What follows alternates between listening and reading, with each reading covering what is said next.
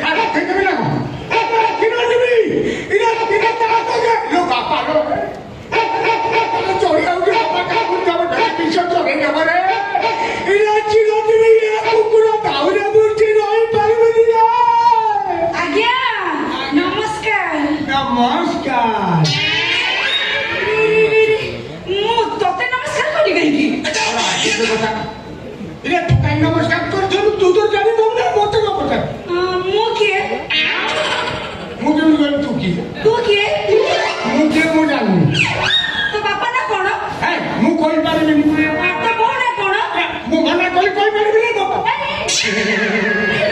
तो ना रे रेप केस रे केमिति होबो बढ़िया रे चिराती में दो यार इरा मु बेटा बहुला के मेरा हाबड़ा पड़ जाई थी रे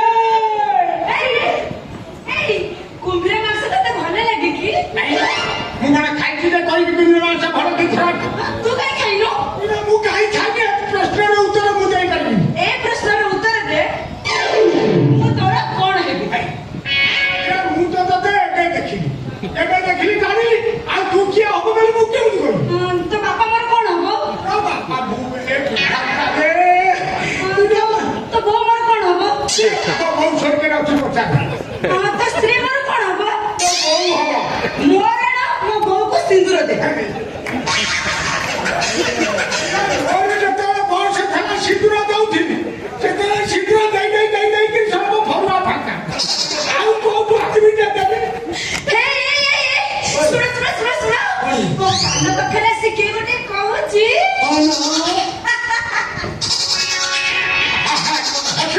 कौन है कि कहूची तते कामड़ी बापू खाते नहीं ना मोते काई तू कामुड़ी मो मन उच्छन हेलानी माने तते कामड़ीबी अरे कामड़ीबी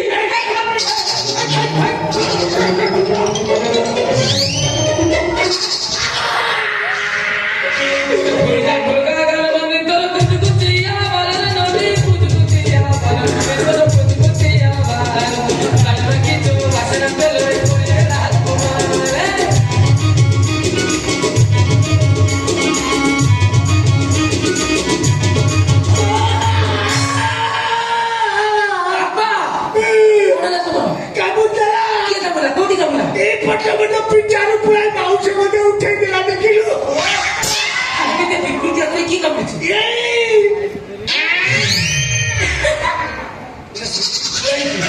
देवी श्रीदेवी केबे अपा ये मो स्त्री श्रीदेवी तू श्रीदेवी की छे श्रीदेवी तेरा जोड़ी कोन है जे भाई नहीं तो श्रीदेवी काबला काबली कोठी गाई पागल हो जाई छी ता मुंडो खराब दिगे अछि मुने ता बापा घर तक छाड़तेली पुणी मो बाबू पळे छी छे तो अछि उठी का जाई छी आ ये गीत तो गाइले मु सब भूल जी पळे थे ए तू मो दियर ना हां हां ना तू तो बोलते ये सारा को वाजा पाठ में दियर कोला गोरना दे दो दियर को की खोली गेला को 150 रुपए को दे दो ये सब पागल ना कौन बापा ए बापा तमे किछ कहू ना कि बापा बापा बहुत घर भीतर अछि ना अछि ना घर भीतर ए बाबू सुन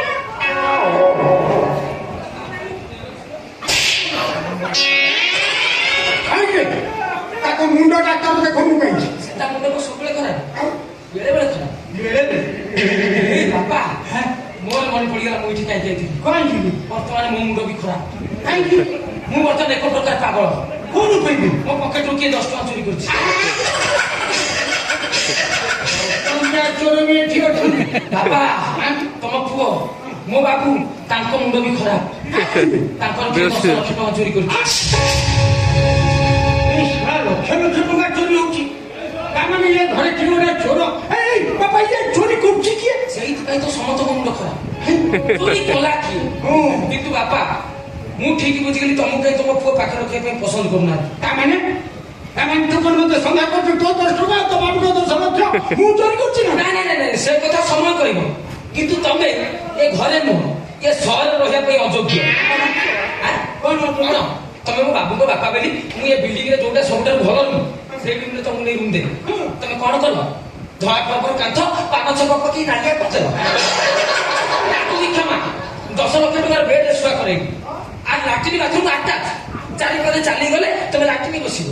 କିନ୍ତୁ ନା, ବେଡ୍ ଉପରେ ଏତିକି ଜାଗା। ଦେଖୁ ଦେଖୁ ମୁଁ ବାତି କରି ପକେଇବି। କାଳେ ବାବୁ ଜାଣିଦେବେ, ନିଜ ମୁହଁରେ ଗାମୁଛା ବାନ୍ଧି ଏଇ ହାତରେ ତମ ଝାଡା ସଫା କରିବି।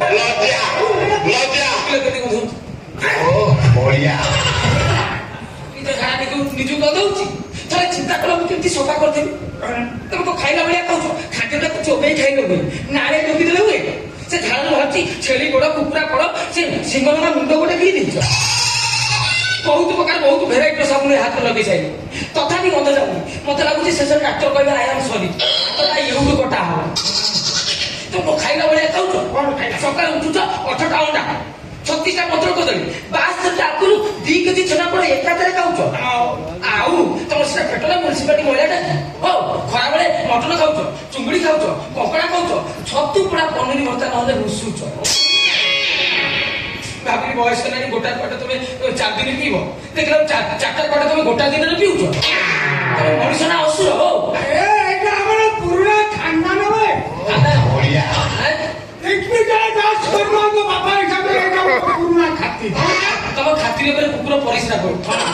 ଆଜି ତମକୁ ନେଇ ଗାଁରେ ଛାଡି ତମେ ଖାଇ ଖାଇ ସର୍ବସ ଖାଇଥିବ। ଏ ମୁଁ ତ ଜମା ଯିବିନି। କାହିଁ ଯିବନି? କଥାକୁ ରଖିବୁନି। କଣ ରଖିବି? ସତ୍ୟରେ ସଦା କର, ତୋ ବାକ୍ୟ ତୁଇ ରକ୍ଷା କର। ତୁମେ କଣ କରୁଛି? ଯେତେବେଳେ ଘଟଣା ତୁ ମତେ କହ ବାପା ଏଇ ଘଟଣା ଘଟ ରହିବ, ମରିବା ପର୍ଯ୍ୟନ୍ତ ତମେ ରହିବ। ମୁଁ ଯଦି ବାବୁ ଯାଇକିରି ମୋ ଶାଢ଼ୀରେ ନ ପଡି ପାରିବି, ମୁଁ ନିଜେ ଚନ୍ଦନ କାଠର ଯାଇକିରି ଝିଅ ନେବି, ପୁରା ସତ ତମେ ଏଠି ରହିଲେ ତମେ ମରିବା ଆଗରୁ ମୁଁ ମରିଯାଇଥିଲି। ତମେ ତ ଯାହା କରୁଛ କରୁଛ, ତମକୁ ହାତ ଯୋଡି ନେଉରା ହଉଛି ବାପା। ପରିସ୍ରା ଲାଗିଲେ ଗାଧୁଆ ଘରକୁ ପଳେଇବ, ସେଠି ଯାଇ ପରିସ୍ରା କରିବ। ତା ନକରି ବାଲକୁନି ଉପରେ ଠିଆ ପଡିଶା ଘର ଝରକା ଉପରେ ପରିସ୍ରା କରିବ। ମଣିଷ ତ ଏମିତି ସବୁ ଚଳନ୍ତି।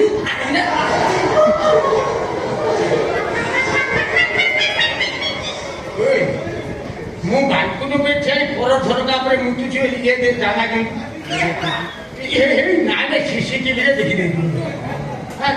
ଦେଖିଦେଲା କି ଅସୁବିଧା ସେଟା ଖରାପ ଭାବୁଥିବ ମତେ, ମୁଁ ଜାଣିପାରୁନି ସେଟା ଏମିତି କେମିତି ହେଲା। ପରିସ୍ଥିତି